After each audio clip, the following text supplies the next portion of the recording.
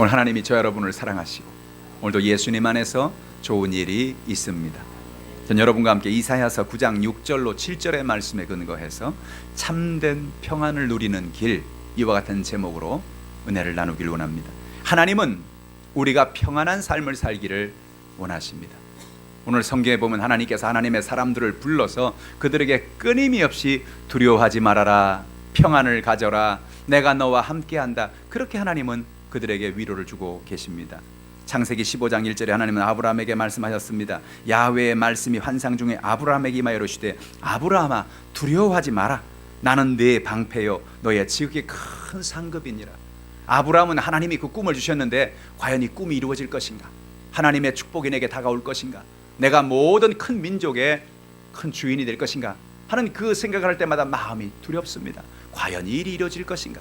근데 하나님께서 그에게 다가와서 하는 말씀, 아브라함아 두려워하지 마라, 내가 너의 방패다, 내가 너의 모든 연약함을 해결하는 너의 하나님이 되신다라고 이야기한 것입니다. 하나님은 모세의 뒤를 이어 하나님의 말씀을 붙잡고 나간 여호수아에게 평안을 주기 원하셨습니다. 여호수아서 1장 9절에 내가 내게 명령한 것이 아니냐, 강하고 담대하라, 두려워하지 말며 놀라지 말라, 내가 어디로 가든지 내 하나님 야훼가 너와 함께 하느니라. 할렐루야. 따라합시다. 하나님이 나와 함께 하십니다.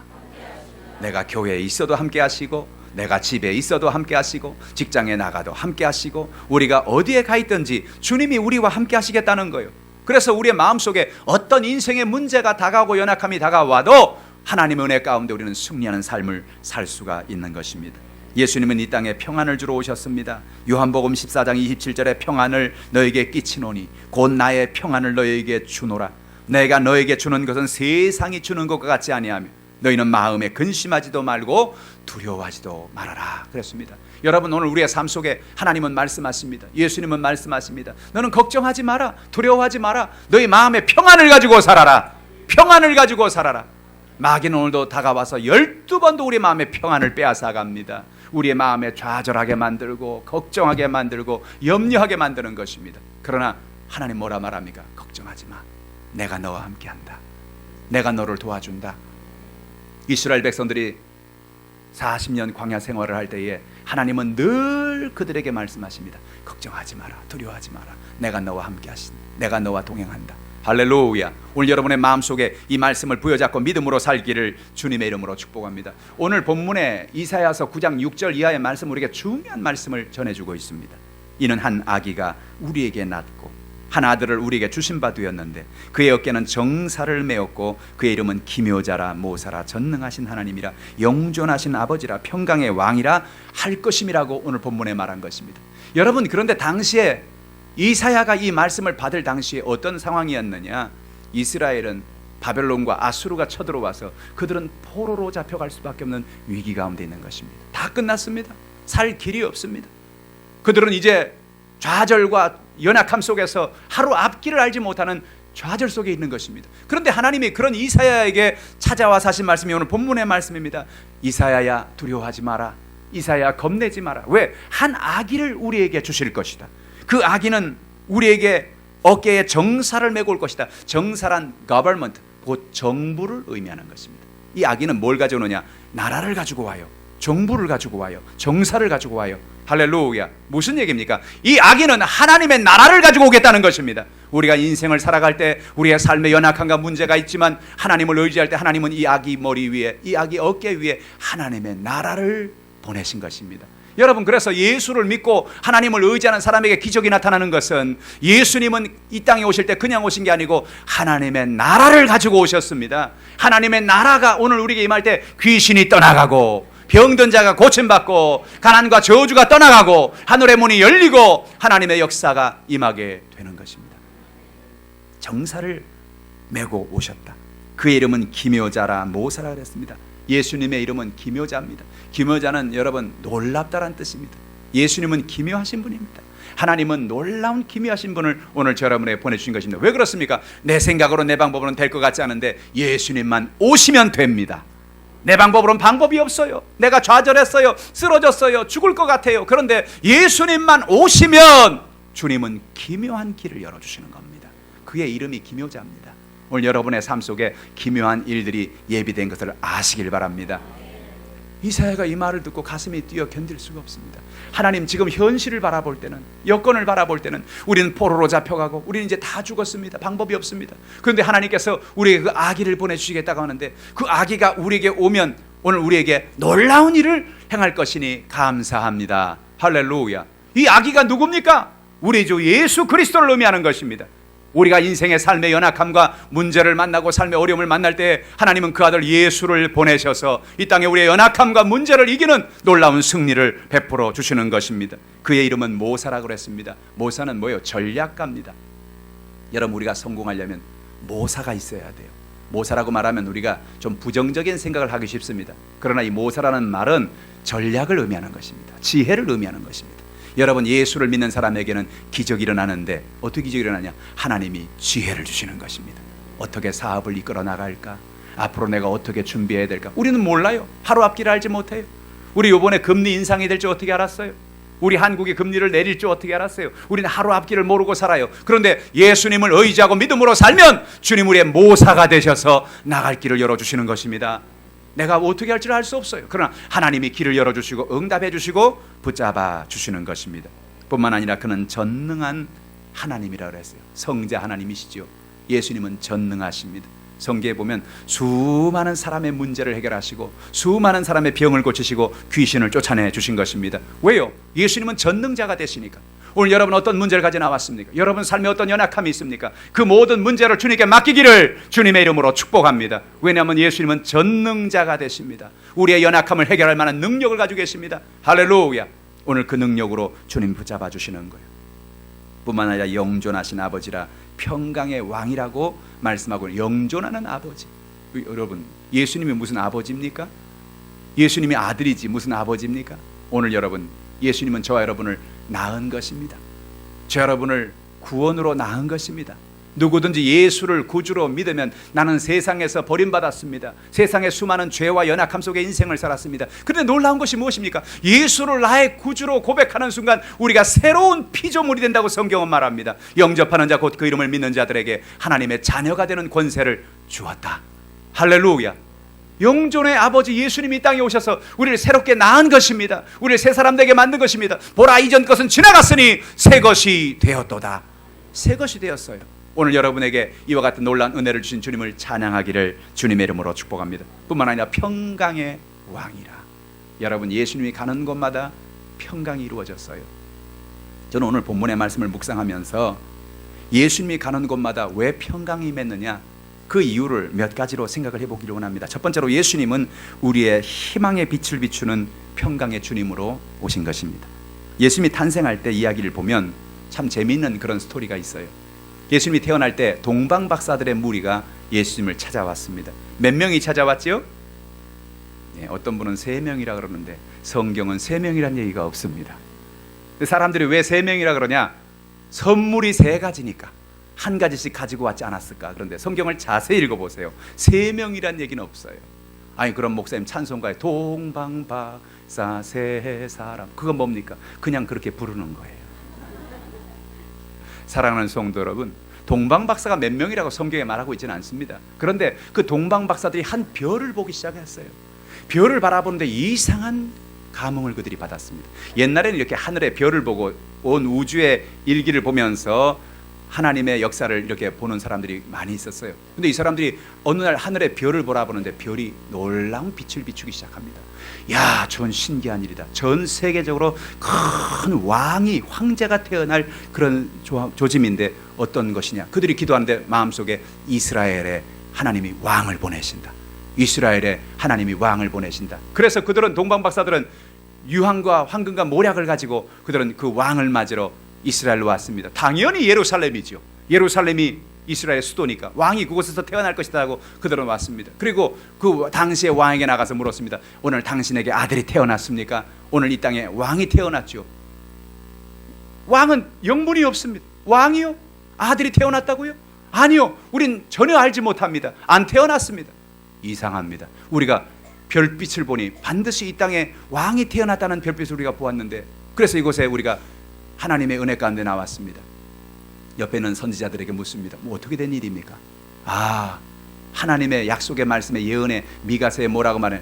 베들레헴 에브라다야 너는 지극히 작은 마을이로되 내게서 다스릴 자가 나온다고 말씀한 걸 보니까 베들레헴 에브라다에서 왕이 태어나는 것 같습니다 라고 동방박사들에게 얘기를 해줍니다. 그들은 하나님께서 예루살렘에서 태어나게 하지 않고 베들레헴에서 태어나게 하는구나.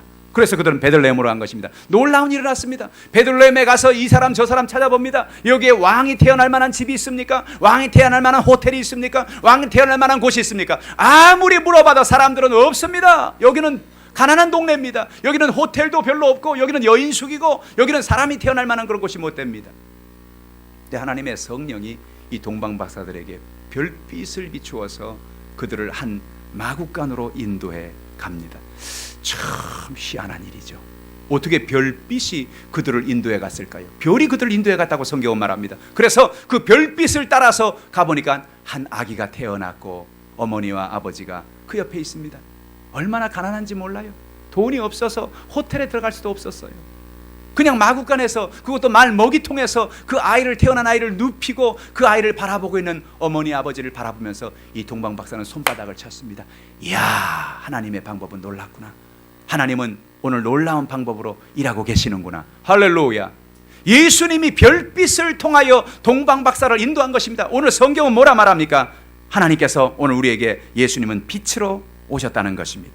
요한복음 8장 12절에 예수께서 말씀하여 이르시되 나는 세상의 빛이니 나를 따르는 자는 어둠에 다니지 아니하고 생명의 빛을 얻으리라.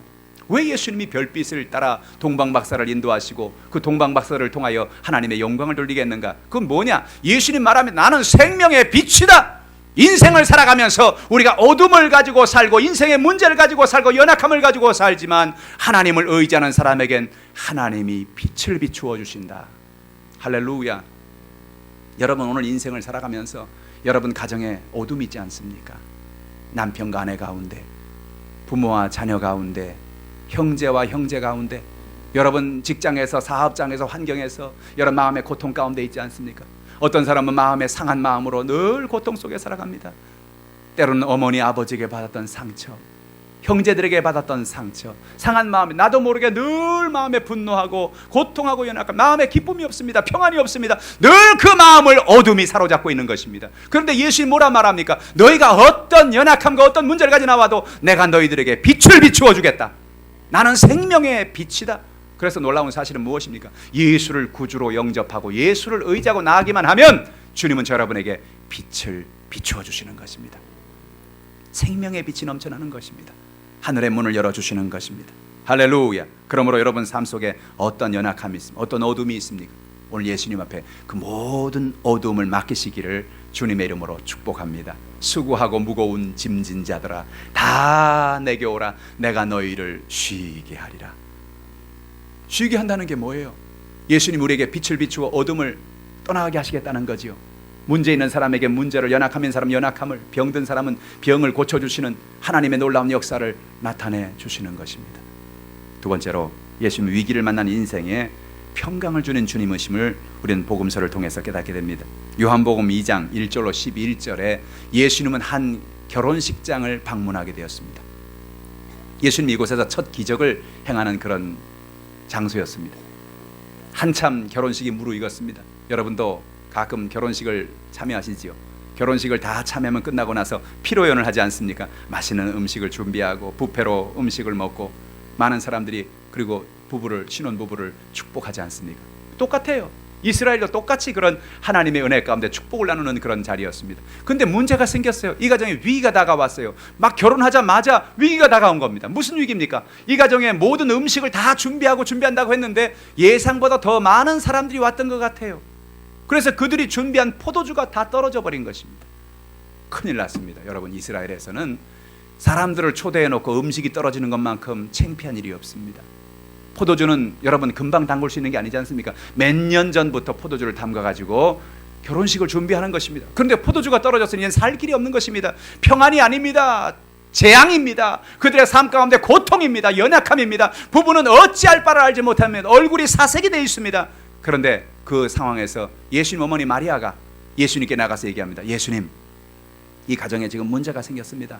포도주가 떨어졌어요. 좀 어떻게 해주셨으면 좋겠습니다. 여러분이 성경을 보면 참 재밌는 게 뭐냐, 예수님이 그 이전에, 요한복음 이전에 2장 이전에 기적을 행한 게 하나도 없어요. 근데 어머니 마리아는 어떻게 예수님께 이 말씀을 하느냐, 예수님이 태어날 때 천사가 한 말을 늘 가슴에 품고 살았습니다. 그가 하나님의 아들이다, 이 땅을 구원할 자다, 그의 이름은 임마누엘이다. 할렐루야. 그래서 마리아는 이 위기를 당한 가정에 예수님이 오신 걸 알고 예수님에게 나가면, 예수님 이 가정에 좀 어떻게 해주시길 바랍니다. 이 가정의 어려움을, 이 어두움의 문제를 해결해 주시기 바랍니다. 예수님께서 많은 사람들을 부릅니다. 하인들을 부릅니다. 그리고 이 집에 물을 담을 만한 통이 있습니까? 있어요. 결례를 담는 통. 이스라엘 백성들은 어느 집에 가든지 잔치를 하면 그 앞에 결례통이라는 게 있습니다. 걸레통이 아니고 결례통입니다. 여러분, 결례통은 무슨 통이냐? 사람들의 손과 발을 씻는 통입니다. 거기다 물을 담아서 그 물로 말미암아 손과 발을 다 씻고 그들은 들어가서 잔치를 참여하는 것입니다. 정결례를 행하는 거죠. 근데 가보니까 결례통이 다 비었어요. 수많은 사람들이 와서 6통이나 되는, 6항아리가 되는 모든 항아리가 다 비어버린 것입니다. 예수님께서 그 하인들에게 말합니다. 가서 물을 좀 길어 오시오. 그리고 그 결례통에 물을 가득 채우시오. 하인들이 여러분 기가 막혔을 겁니다. 아니, 예수님, 포도주가 어디 있는지 그걸 말씀해 주셔야지요.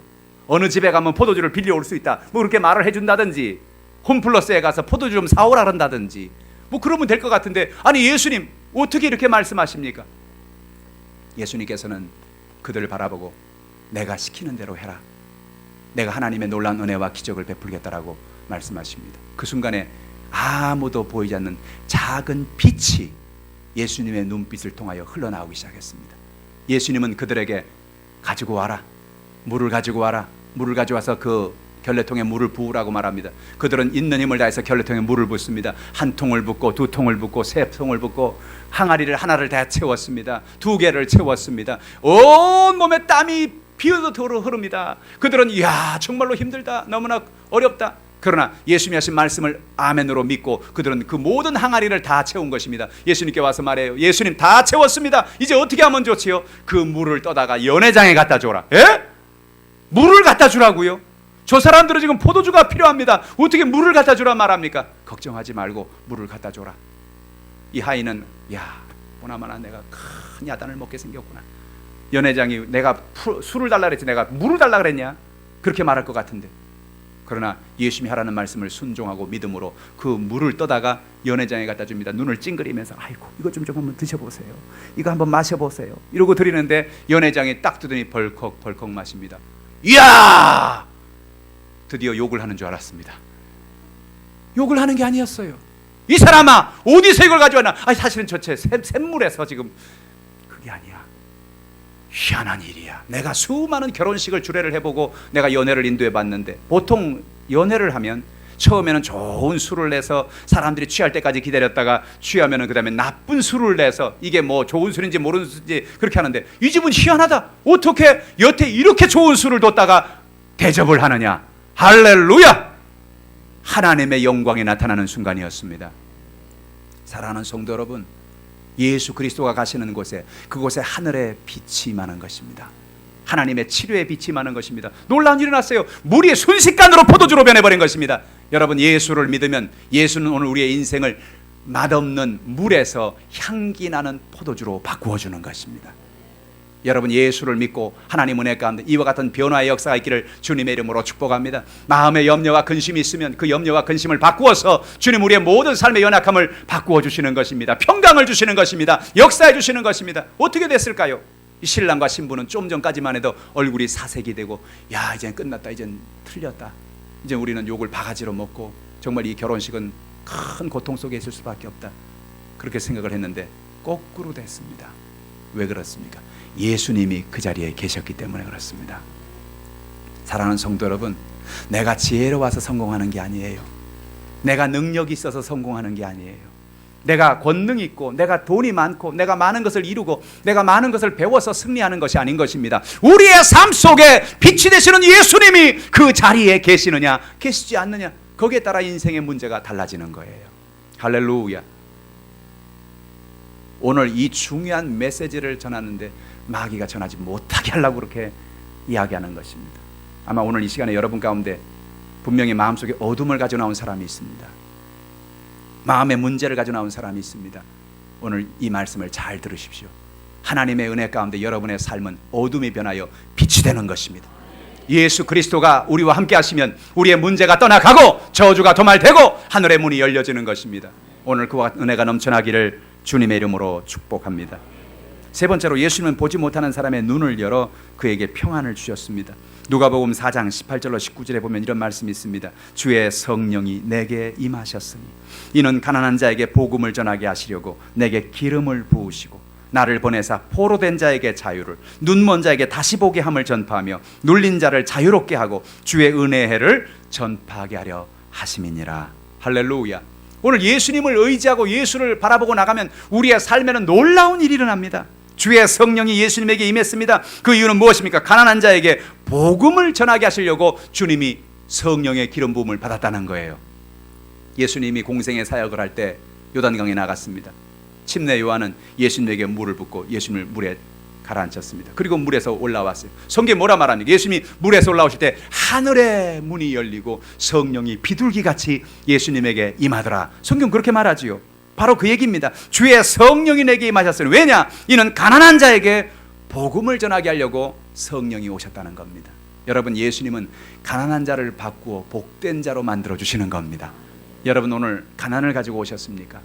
여러분, 가정의 가난, 물질의 가난, 영적의 가난, 삶의 가난으로 고통당하고 연약한 가운데 있습니까? 오늘 성경은 말합니다. 예수님은 오늘 우리의 가난을 바꾸어 축복으로 바꾼다는 것입니다. 맞아요. 여러분, 복음이 들어가는 곳마다 보세요. 그리스도의 복음이 전달되는 선교사들이 들어가는 건 나라마다 하나님께서 복을 주시어서 그 나라가 축복된 나라가 되고 하나님의 은혜의 나라가 되지 않습니까? 우리 대한민국도 참 얼마나 못 살았어요. 얼마나 고통했어요. 하루하루 먹는 거를 여러분 염려하고 살았지 않습니까? 우리의 인사는 뭡니까? 진지 드셨습니까? 간밤엔 안 죽었냐는 거예요. 잘 살아있었냐는 거예요. 굶어 죽지 않았냐는 거예요. 우리는 그렇게 인사를 하고 살았어요. 그런데 여러분, 놀랍게도 이 땅에 하나님의 복음을 들고 선교사들이 들어왔습니다. 그들이 예수의 복음을 우리에게 전달함으로 그 복음을 듣는 사람들마다 그 마음속에 힘이 일어나기 시작했습니다. 할 수 있다, 하면 된다, 해보자. 할렐루야. 오늘 여러분, 대한민국을 살린 것은 다른 것이 아닙니다. 복음입니다. 예수의 복음이 대한민국을 살렸습니다. 무슨 얘기입니까? 가난한 자에게 복된 소식을 주는 거예요. 오늘 여러분 인생을 살면서 여러분 가난하십니까? 여러분 물질의 연약함이 있습니까? 여러분 삶이 힘들고 여러분 고통 속에서 인생을 살아갑니까? 오늘 예수님 뭐라 말합니까? 나는 너에게 가난한 자에게 복된 소식을 가지고 왔다. 할렐루야. 오늘 여러분의 마음속에 하나님의 은혜가 넘쳐나기를 주님의 이름으로 축복합니다. 뿐만 아닙니다. 내게 기름을 부으사 나를 보내사 포로된 자에게 자유를, 눈먼 자에게 다시 보게 함을 전파한다는 것입니다. 포로된 자에게 자유를 주시겠다. 여러분, 뭐 때문에 포로가 되어 인생을 살아갑니까? 나는 포로 안 됐는데요, 나는 자유인인데요. 우리 그렇게 말할 수 있죠. 그러나 수많은 사람들이 악한 습관에 포로되어 살아갑니다. 분노에 포로되어 살아갑니다. 나도 모르게 연약함 속에 포로되어 인생을 살아가는 것입니다. 나도 모르게 부부싸움을 하고, 나도 모르게 부모와 자녀 가운데 갈등을 가지고, 직장에서, 사업에서, 인생에서 수없이 연약함과 어려움을 가지고 살아갑니다. 왜 그렇습니까? 마귀가 와서 포로를 만들었기 때문에 그렇습니다. 그를 병의 포로로 삼아 주었고, 그에게 영적인 포로를 만들어 주었고, 연약함의 포로로 만들어 준 것입니다. 그런데 여러분, 예수님 오늘 저 여러분에게 어떤 포로의 문제가 있든지 그 포로에서 자유함을 주시는 것입니다. 그 포로에서 하나님이 은혜를 베풀어 주시는 거예요. 평안을 주시는 것입니다. 뿐만 아니라 눈먼 자에게 다시 보게 함을 전파하는 것입니다. 성경에 보면 마가복음 10장 46절 이후에 한 장님이 그의 인생에 획기적인 축복을 받는 장면이 나옵니다. 그 이름은 바디메오였습니다. 그는 태어나면서부터 장님이었습니다. 보질 못했습니다.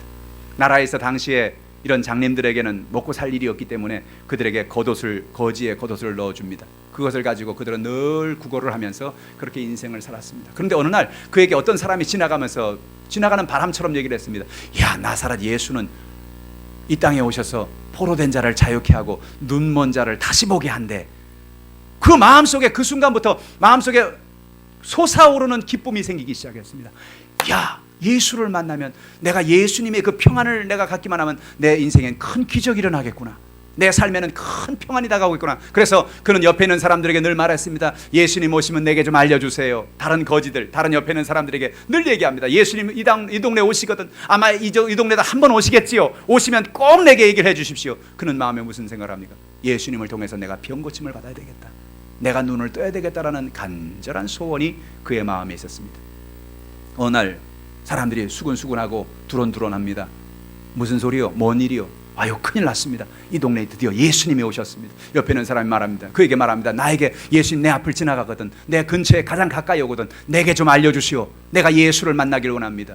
옆에 있는 사람이 그래, 정말 웃기고 있네. 아니, 당신은 거지인데, 소경인데 예수님을 어떻게 만나겠다고? 여기 돈 많은 사람, 여기 수많은 사업가들, 수많은 사람이, 그 사람들도 예수를 못 만나, 당신이 어떻게 예수를 만난다고 그래? 그런 신경 쓰지 마시고 저한테 얘기만 해주세요. 예수님 오셨다는 말만 해주세요. 그거야 해줄 수 있지. 그래서 예수님이 가까이 오셨을 때 얘기합니다. 자, 예수님 저만치 오십니다. 얼마나 떨어졌습니까? 꽤 떨어졌어요. 그래요? 알겠습니다. 그 순간부터 바디메오는 외치기 시작합니다. 다윗의 자손 예수여, 나를 불쌍히 여겨주시옵소서. 그는 있는 힘을 다해 외치기 시작합니다. 왜? 예수님 못 들을까 봐, 예수님이 다른 방향으로 갈까 봐, 예수님이 보이지 않습니다. 예수님이 어디 계신지 모릅니다. 그러나 성경에 하신 말씀을 그는 믿었습니다. 포로된 자에게 자유를 주며 눈먼 자를 다시 보게 한다. 할렐루야. 그는 예수님이 그의 눈먼을 다시 보게 할 것을 믿었습니다. 그래서 주님을 향해 외친 것입니다. 외치고 외칩니다. 옆에 있는 사람들이 시끄럽다, 조용히 해라, 너 때문에 안 들린다.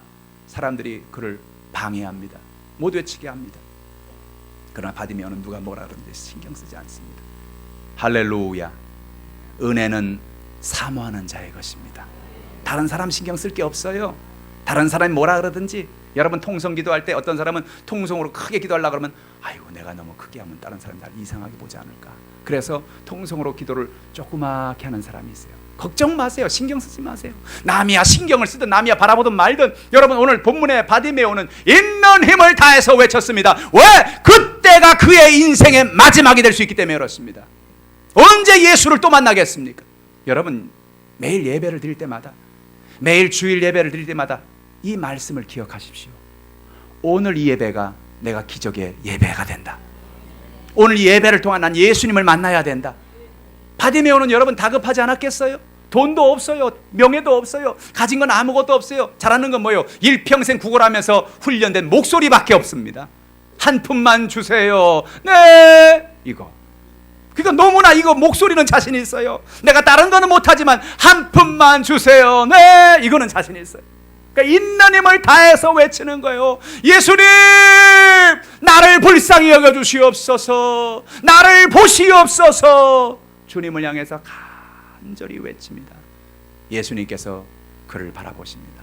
그리고 저 사람을 내게 오라고 말씀하십니다. 할렐루야. 성경은 뭐라 말합니까? 구하라, 그러면 주실 것이요, 찾으라, 그러면 찾을 것이요, 문을 두드려라, 그러면 너에게 열릴 것이라고 말씀하시는 것입니다. 예수님은 오늘도 그 사람의 모든 연약함을 보시고 그의 문제를 아시고 그의 문제를 해결해 주기 원하여 그를 오라고 말했습니다. 이 사람은 기뻐 어쩔 줄을 모르겠습니다. 뭐 예수님이 날 오라 그랬다고? 사실이야? 정말이야? 그러면서 그는 그 겉옷을 집어내 버렸다고 말했습니다.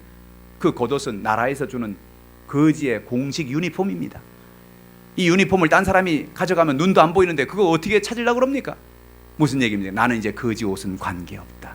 나는 예수를 만나게 하면 나는 고침받는다. 나는 눈 뜬다. 나는 구걸하지 않는다. 내겐 기적이 일어난다. 할렐루야! 그의 마음에 믿음이 있었던 것입니다. 예수를 바라보고 빛으로 오신 예수, 그에게 평안을 주시는 예수, 그의 삶의 문제 해결자 되신 예수를 바라본 것입니다. 그리고 그는 예수를 향해서 있는 힘을 다해서 뛰어나가. 예수님 어디 계세요? 어느 방향에 계세요?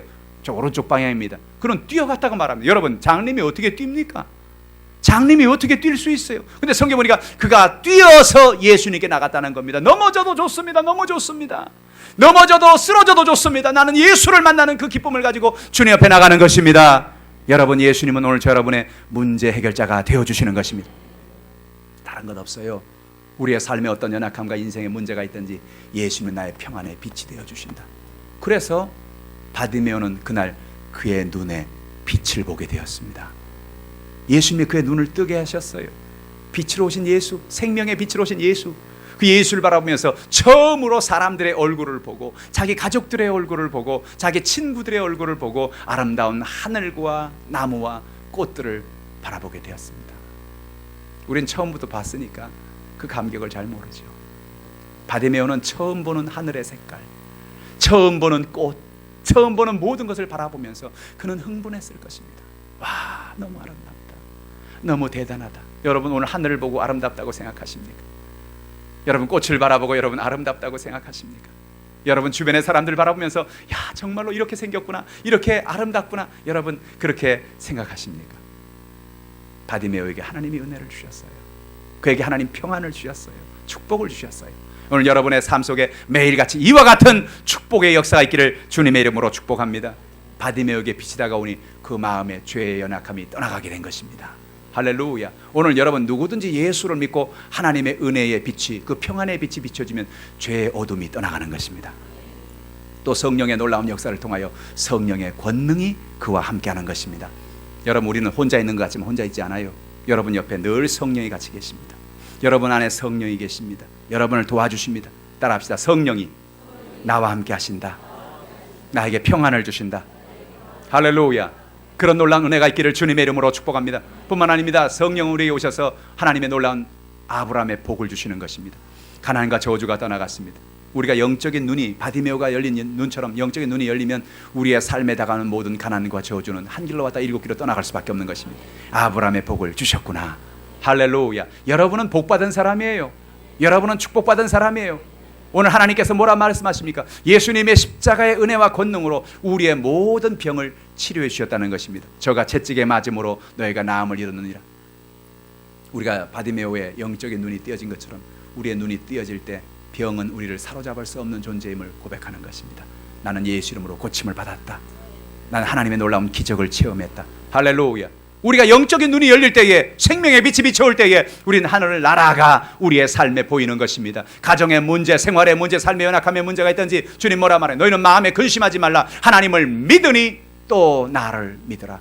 내가 너희를 위하여 거처를 예배하러 간다고 말씀하신 것입니다. 사람들이 인생에서 가장 큰 두려움은 죽음에 대한 두려움입니다. 죽음은 어떻게 될까? 죽음은 끝이겠지? 죽음은 더 이상 길이 없겠지? 예수님은 그렇게 말씀하지 않습니다. 오늘 우리에게 영적인 눈을 열어주십니다. 그리고 말씀하십니다. 내가 너희를 위해서 천국을 예비하고 있다. 할렐루야. 천국은 오늘 여기서부터 시작됩니다.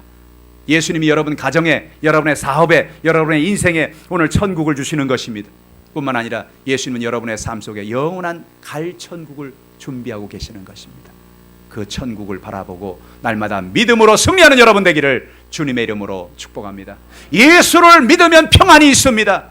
예수를 믿으면 하늘의 문이 열립니다. 예수를 믿으면 놀라운 축복과 은혜가 넘쳐나게 되는 것입니다. 여러분, 이 성탄에 오신 그 예수, 그 예수를 의지하십시오. 이사야는 이 말씀을 들을 때 정말로 좌절 가운데 있었습니다. 나라는 망했고 이제는 그들은 포로로 잡혀갈 것이고 앞으로 어떻게 살아야 할 길을 알지 못했습니다. 그러나 하나님은 그에게 오늘 소망의 빛을, 하나님의 평강의 빛을 그에게 비춰주는 것이 오늘 본문의 말씀인 것입니다. 하나님 우리에게 한 아기를 보내주신다. 그 아기가 누구라고요? 예수 그리스도시라고요. 그 아기가 오늘 여러분의 가정에 오십니다. 여러분의 인생에 오십니다. 여러분의 삶에 오십니다. 그래서 여러분의 삶의 연약함과 문제를 해결하시고 병을 치료하시고 하나님의 기적을 나타내시고 영혼이 잘된 같이 범사가 잘되고 강건한 복을 받게 해 주시는 것입니다.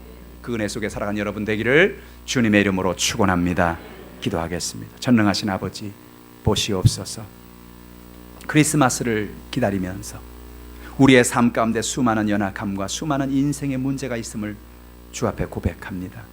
하나님, 우리의 모든 연약함을 붙잡아 주옵소서. 하늘의 문을 열어주시고 응답하여 주시어서 예수 안에 승리하는 믿음의 삶을 살도록 인도하여 주시옵소서. 오늘 주의 백성들에게 하나님의 밝은 빛을 비추어 주옵소서. 어둠이 물러가게 도와주시고 하나님의 나라가 임하게 도와주옵소서. 예수 이름으로 흑암의 원수마귀는 떠나갈지어다. 질병은 치료받을지어다. 하늘의 문이 열려질지어다. 성령의 불이 임할지어다. 성령이여 인도하여 주시옵소서. 감사드리며 예수님의 이름으로 기도하옵나이다. 아멘.